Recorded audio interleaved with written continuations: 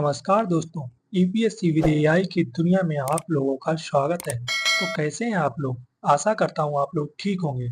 तो video start करते हैं बिना किसी देरी के। तो आज हम मानव इतिहास के एक बेहद दिलचस्प विषय पर चर्चा करने जा रहे हैं, मनुष्य का विकास। तो आज हम पढ़ेंगे पाषाण युग से लेकर ताम्र पाषाण काल तक की यात्रा। यह एक लंबी और रोचक यात्रा है, जिसमें मानव ने धीरे-धीरे शिकारी जीविका से स्थायी सभ्यताओं तक का सफर तय किया। इस वीडियो में हम आपको पाषाण युग के 3 प्रमुख कालों नंबर 1 पुरापाषाण काल, नंबर 2 मध्य पाषाण काल, नंबर 3 नवपाषाण काल के बारे में विस्तार से बताएंगे और फिर यह समझेंगे कि कैसे इस विकास ने महान सभ्यताओं को जन्म दिया। तो शुरुआत करते हैं। मानव विकास की शुरुआत लाखों साल पहले हुई थी। जब हमारे पूर्वजों ने धरती पर अपनी जगह बनाना शुरू किया। इस विकास की कहानी का पहला अध्याय शुरू होता है पुरापाषाण काल से। यह काल लगभग 25 लाख साल पहले से लेकर 10,000 ईसा पूर्व तक चला। यह युग मानव इतिहास का सबसे लंबा युग था और इसे प्राचीन पाषाण युग भी कहा जाता है, क्योंकि इस समय के लोग पत्थरों के औजारों का इस्तेमाल करते थे। पुरापाषाण काल में मानव एक शिकारी संग्राहक था। उनका जीवन पूरी तरह से शिकार और जंगली फल-फूलों पर निर्भर था। आग की खोज इस काल की सबसे बड़ी उपलब्धियों में से एक थी। आग ने न केवल उनके खाने को पकाने में मदद की, बल्कि उन्हें ठंड और जंगली जानवरों से भी बचाया। इस युग में लोग गुफाओं में रहते थे और गुफाओं की दीवारों पर चित्र बनाकर अपनी कहानियां व्यक्त करते थे।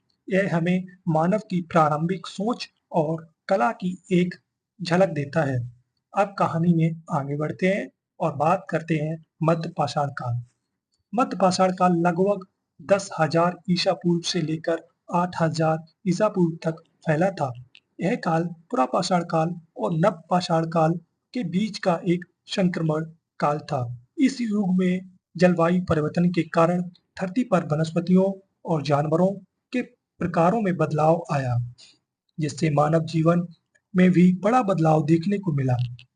मध्य पाषाण काल के लोग छोटे-छोटे पत्थरों के औजारों का इस्तेमाल करने लगे थे। ये छोटे पत्थर के औजार शिकार और अन्य कार्यों के लिए उपयोग में लाए जाते थे। इसके साथ ही इस युग में मानव ने मछली पकड़ने और जानवरों को पालतू बनाने की शुरुआत भी की थी। इस समय के लोग धीरे-धीरे स्थायी बस्तियों की ओर बढ़ रहे थे, लेकिन अभी भी उनका जीवन शिकारी और संग्राहक का ही था। यह काल इसलिए महत्वपूर्ण है क्योंकि इसे नवपाषाण युग के लिए आधार तैयार किया, जहां मानव जीवन में स्थिरता और कृषि का विकास देखने को मिलता है। अब कहानी में आगे बढ़ते हैं और बात करते हैं नवपाषाण काल।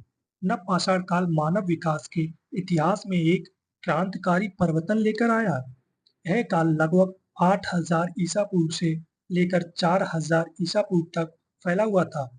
नवपाषाण काल को नई पाषाण युग भी कहा जाता है और इस युग में मानव ने सबसे बड़ा परिवर्तन देखा, कृषि की शुरुआत।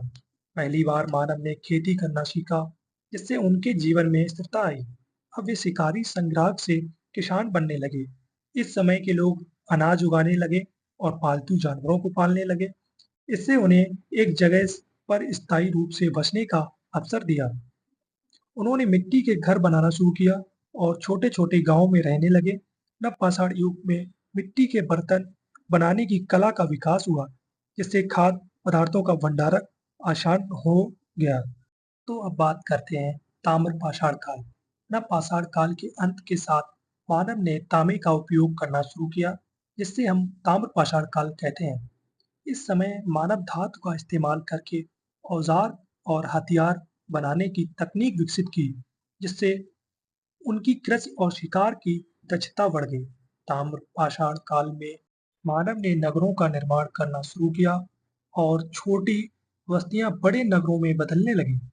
इसी समय के दौरान मानव ने लेखन की शुरुआत की और अपनी भाषा का विकसित किया। अब मानव केवल शारीरिक विकास तक सीमित नहीं था, बल्कि सामाजिक और सांस्कृतिक विकास की ओर भी बढ़ने लगा था। इसके साथ ही धर्म और धार्मिक स्थलों का निर्माण शुरू हुआ। तो दोस्तों ये कहानी अब यहीं समाप्त होती है और आगे हम मिलेंगे मेसोपोटामिया सभ्यता के साथ। तो दोस्तों आशा करता हूँ आप लोगों को मेरा वीडियो अच्छा लगा होगा। मिलते हैं मेसोपोटामिया सभ्यता के साथ। आप लोग मेरे चैनल सब्सक्राइब और लाइक और कमेंट करना ना भूलें। Thank for watching. जय हिंद।